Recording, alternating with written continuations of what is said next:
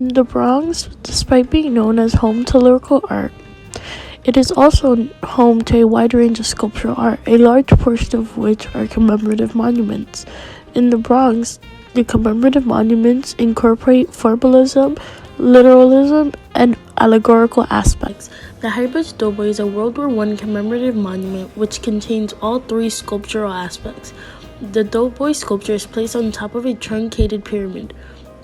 Centered on this truncated pyramid is a plaque, which calls the viewer's attention towards the sculpture. The plaque is able to do so because, like the sculpture, it exhibits patina, which is the cause of the green coloration that can be seen.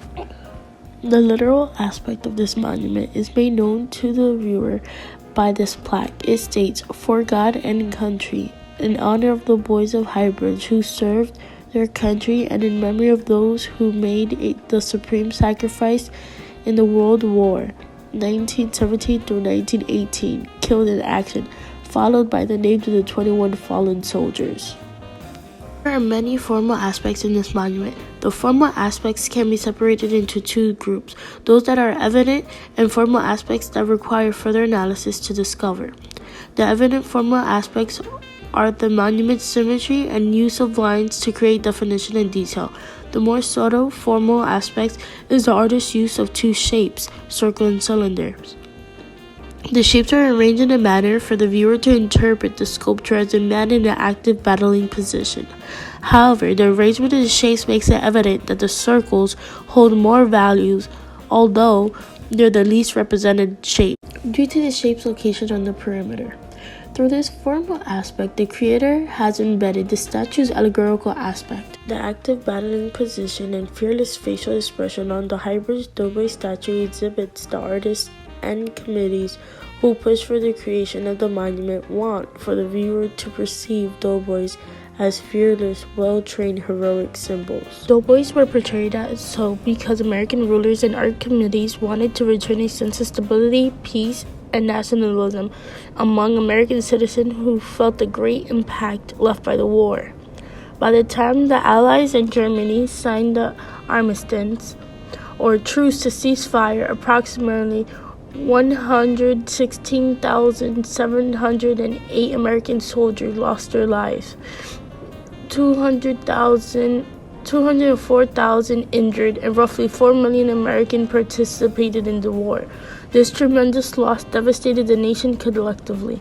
In response, the American government commissioned victory parades for returning soldiers. This moment of gaiety did not last very long. As a result, to alleviate the pain throughout the country, advisory committees had been formed to come up with solutions to the problem at hand, who, according to Weingate, believed it was their duty to console Americans on the topic of good commemorative art and to help establish standards for high-quality monuments.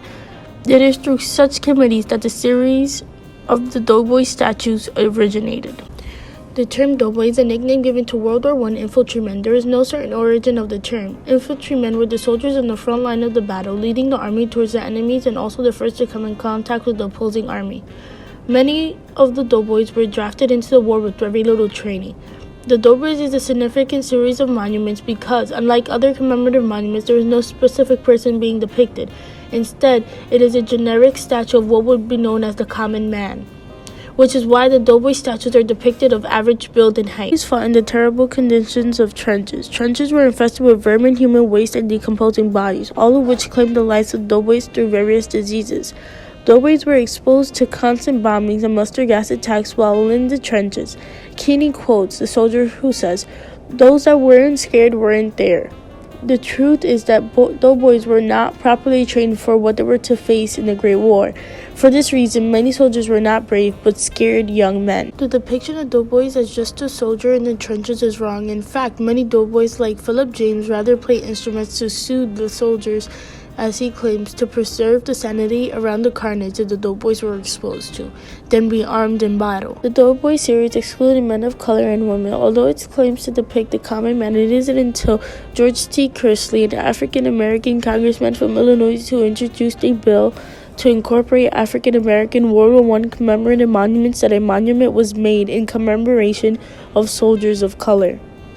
As a result of this bill, the Victory Monument was created, depicting an African-American doughboy. Therefore, it is evident that the statues are a reflection of what the art committees, the American government, want the observers to view, which is to understand doughboys as well-trained, brave soldiers who fought for his country proudly, instead of scared men and women who fought for his or her survival on a daily basis, both on and off the battlefield.